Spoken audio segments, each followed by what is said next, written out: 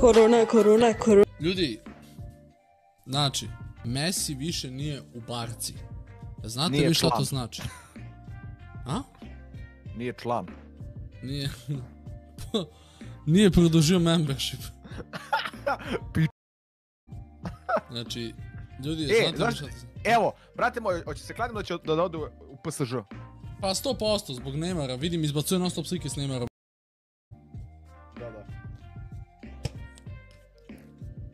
Pičku mu. Pa dobro, vidi nas kako se mi youtuberi prodajemo, pa hoće i on. Inače, veliki pozdrav za Mesija ovim putem. Stvarno ga gotivimo, nije ovo prozivka za Mesija. Ne, pazi, ja kao... Ne nađe uvređen, znaš. Ja kao profesionalni fudbaler, ja moram da kažem svoje mišljenje. I Ne, fudbaler, trener. Pre svega trener. To, znači ja sam trener Ederlezi United FC. Kako je?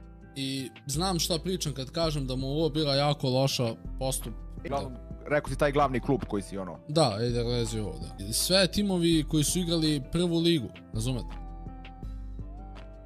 I moje mišljenje je da Messi napravio veliku grešku. Potencijal imao ogroman. Ali dobro, šta da se kaže, šta da se radi. Nažalost, izabrao je to što je izabrao. Mi mu želimo, evo, ceo United Ederlezi FC da, eto. Ako može da svrati nekako ako se pronašao. Senade, hvala ti na membershipu i Stipe, hvala na 0.67 preko super chat. Ne, ja samo kažem da, eto, mogo je bolje. Ali dobro.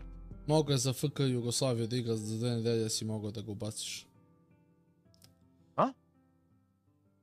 Ne znam, ovaj Todor šta rekao familiji. Đura kaže veliki pozdrav za Mesija. Pa eto, veliki pozdrav za Mesija i mi kažemo, ali taj pozdrav je gorak. Đura frizura. Eto, toliko.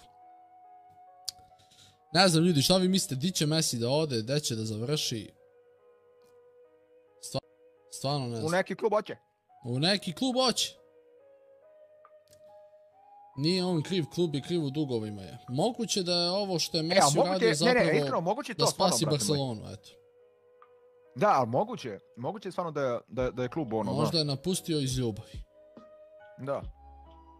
Ja želim da tako. Ne verujem da su se posvađali nešto. To je da se on posvađao sa klubom i to. Ne verujem. Pa nekako ne verujem nije. Ali znaš šta je fora? Što on prošle godine kad teo da ode, oni su tražili 700 miliona. Znaš, to me malo ubilo. Aha.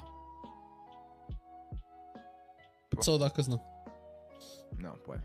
Nisam pametan.